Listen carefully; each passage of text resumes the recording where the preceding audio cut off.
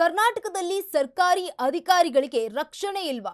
ಸರ್ಕಾರಿ ಅಧಿಕಾರಿಗಳ ಮೇಲೆ ರಾಜಕೀಯ ನಾಯಕರ ದರ್ಪ ಆಗ್ತಾ ಇದೆಯಾ?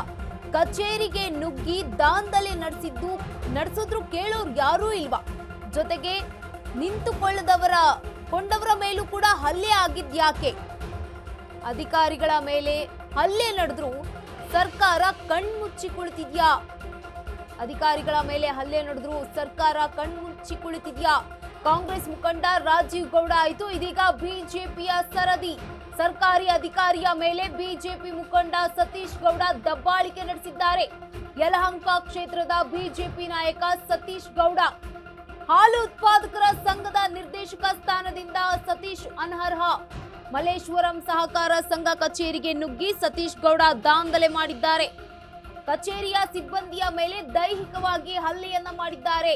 ಸಹಾಯಕ ನಿಬಂಧಕ ಪ್ರಕಾಶ್ ರಾವ್ಗೆ ಅವಾಚ್ಯ ಶಬ್ದದಿಂದ ನಿಂದನೆ ಮಾಡಿದ್ದಾರೆ. ಅಷ್ಟೇ ಅಲ್ಲದೆ ಕಚೇರಿ ಮೇಲೆ ದಾಳಿಯನ್ನ ಮಾಡಿ ಹಲ್ಲೆಯನ್ನ ಮಾಡಿದ್ದಾರೆ. ಸಿಬ್ಬಂದಿ ಮೇಲೆ ಹಲ್ಲೆ ಮಾಡಿರುವಂತಹ ವಿಡಿಯೋ ಈಗ ಭಾರಿ ವೈರಲ್ ಆಗಿದೆ. ಈ ಕುರಿತು ಮಲ್ಲೇಶ್ವರಂ ಠಾಣೆಯಲ್ಲಿ ಪ್ರಕಾಶ್ ರಾವ್ ದೂರು ದಾಖಲಿಸಿದ್ದಾರೆ. ಅಧಿಕಾರಿ ನೀಡಿದ ದೂರಿನ ಮೇಲೆ ಸತೀಶ್ ಗೌಡ ವಿರುದ್ಧ ಈಗ ಎಫ್ಐಆರ್ ಕೂಡ ದಾಖಲಾಗಿದೆ. ಕರ್ನಾಟಕದಲ್ಲಿ ಸರ್ಕಾರಿ ಅಧಿಕಾರಿಗಳಿಗೆ ರಕ್ಷಣೆ ಇಲ್ವಾ ಅನ್ನುವ ಪ್ರಶ್ನೆ ಈಗ. ಸರ್ಕಾರಿ ಅಧಿಕಾರಿಗಳ ಮೇಲೆ ರಾಜಕೀಯ ನಾಯಕರ ದರ್ಪ ಆಗ್ತಾ ಇದೆಯಾ? ಕಚೇರಿಗೆ ನುಗ್ಗಿ ದಾಂಧಲೆ ನಡೆಸಿದ್ರು ಕೇಳೋರು ಯಾರು ಇಲ್ವಾ? ಜೊತೆಗೆ ನಿಂತುಕೊಳ್ಬೇಕಾದವ್ರೆ ಹಲ್ಲೆ ಮಾಡಿದ್ರೆ ಹೇಗೆ? ಅಧಿಕಾರಿಗಳ ಹಲ್ಲೆ ನಡೆದ್ರು ಕೂಡ ಸರ್ಕಾರ ಕಣ್ಣು ಮುಚ್ಚಿ ಕುಳಿತಿದ್ಯಾ? ಕಾಂಗ್ರೆಸ್ ನಲ್ಲಿ ಇದ್ದಂತಹ ನಾಯಕರು ಆಯ್ತು, ಈಗ ನೋಡಿ ಬಿಜೆಪಿ ನಾಯಕರು ಕಾಂಗ್ರೆಸ್ ಸರ್ಕಾರಿ ಅಧಿಕಾರಿಯ ಮೇಲೆ ಈಗ ಬಿಜೆಪಿ ಮುಖಂಡ ಸತೀಶ್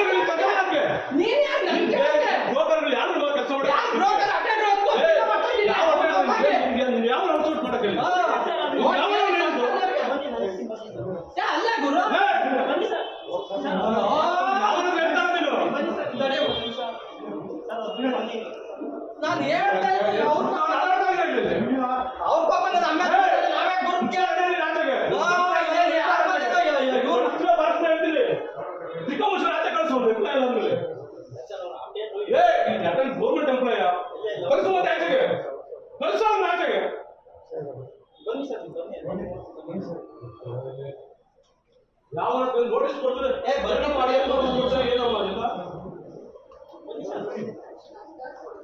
ನೋಟಿಸ್ ಕೊಡ್ಬೇಕು ಏನು ಮಾಡ್ತಿರ್ತಕ್ಕಂಥದ್ದು. ನೋಟಿಸೇ ಬಂದಿಲ್ಲ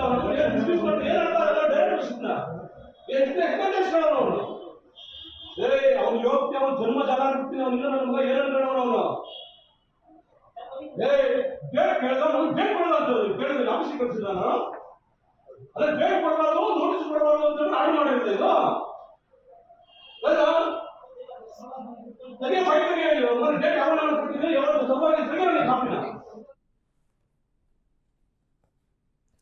ಕರ್ನಾಟಕ ಭವನದಲ್ಲಿ ಸರ್ಕಾರಿ ಅಧಿಕಾರಿಗಳಿಗೆ ರಕ್ಷಣೆ ಇಲ್ವಾ? ಸರ್ಕಾರಿ ಅಧಿಕಾರಿಗಳ ಮೇಲೆ ರಾಜಕೀಯ ನಾಯಕರ ದರ್ಪ ಆಗ್ತಾ ಇದೆಯಾ? ಕಚೇರಿಗೆ ನುಗ್ಗಿ ದಾಂಧಲೆ ನಡೆಸಿದ್ರು ಕೂಡ ಕೇಳೋರು ಯಾರು ಇಲ್ವಾ ಅನ್ನುವ ಪ್ರಶ್ನೆ ಈಗ. ಜೊತೆಗೆ ನಿಂತುಕೊಳ್ಬೇಕಾದವ್ರೆ ಹಲ್ಲೆ ಮಾಡಿದ್ರೆ ಹೇಗೆ? ಅಧಿಕಾರಿಗಳ ಮೇಲೆ ಹಲ್ಲೆ ನಡೆದ್ರು ಕೂಡ ಸರ್ಕಾರ ಕಣ್ಮುಚ್ಚಿ ಕುಳಿತಿದ್ಯಾ? ಕಾಂಗ್ರೆಸ್ ಮುಖಂಡ ರಾಜೀವ್ ಗೌಡ ಆಯಿತು, ಈಗ ಬಿಜೆಪಿ ಸರದಿಯಾಗಿದೆ. ಸರ್ಕಾರಿ ಅಧಿಕಾರಿ ಮೇಲೆ ಬಿಜೆಪಿ ಮುಖಂಡ ಸತೀಶ್ ಗೌಡ ದಬ್ಬಾಳಿಕೆಯನ್ನ ನಡೆಸಿದ್ದಾರೆ. ಯಲಹಂಕ ಕ್ಷೇತ್ರದ ಬಿಜೆಪಿ ನಾಯಕ ಸತೀಶ್ ಗೌಡ ಹಾಲು ಉತ್ಪಾದಕರ ಸಂಘದ ನಿರ್ದೇಶಕ ಸ್ಥಾನದಿಂದ ಸತೀಶ್ ಗೌಡ ಈಗ ಅನರ್ಹಗೊಂಡಿದ್ದಾರೆ. ಮಲ್ಲೇಶ್ವರಂ ಸಹಕಾರ ಸಂಘ ಕಚೇರಿಗೆ ನುಗ್ಗಿ ಸತೀಶ್ ಗೌಡ ದಾಂಧಲೆಯನ್ನ ಕೂಡ ಮಾಡಿದ್ರು. ಕಚೇರಿಯ ಸಿಬ್ಬಂದಿ ಮೇಲೆ ದೈಹಿಕವಾಗಿ ಸತೀಶ್ ಗೌಡ ಹಲ್ಲೆಯನ್ನ ಕೂಡ ನಡೆಸಿದ್ರು. ಸಹಾಯಕ ನಿಬಂಧಕ ಪ್ರಕಾಶ್ ರಾವ್ಗೆ ಅವಾಚ್ಯ ಶಬ್ದಗಳಿಂದ ನಿಂದನೆಯನ್ನ ಕೂಡ ಮಾಡಿದ್ರು. ಅಷ್ಟೇ ಅಲ್ಲದೆ ಕಚೇರಿಗೆ ನುಗ್ಗಿ ಸಿಬ್ಬಂದಿಯ ಮೇಲೆ ಹಲ್ಲೆಯನ್ನ ಮಾಡಿದ್ರು. ಸಿಬ್ಬಂದಿಯ ಮೇಲೆ ಹಲ್ಲೆ ಮಾಡಿರುವಂತಹ ವಿಡಿಯೋ ಸಾಕಷ್ಟು ವೈರಲ್ ಆಗಿದೆ. ಈ ಕುರಿತಂತೆ ಮಲ್ಲೇಶ್ವರಂ ಠಾಣೆಯಲ್ಲಿ ಪ್ರಕಾಶ್ ರಾವ್ ಅವರು ದೂರನ್ನ ನೀಡಿದ್ರು. ಈ ಕುರಿತಂತೆ ಈಗ ಸತೀಶ್ ಗೌಡ ವಿರುದ್ಧ FIR ಕೂಡ ದಾಖಲಾಗಿದೆ.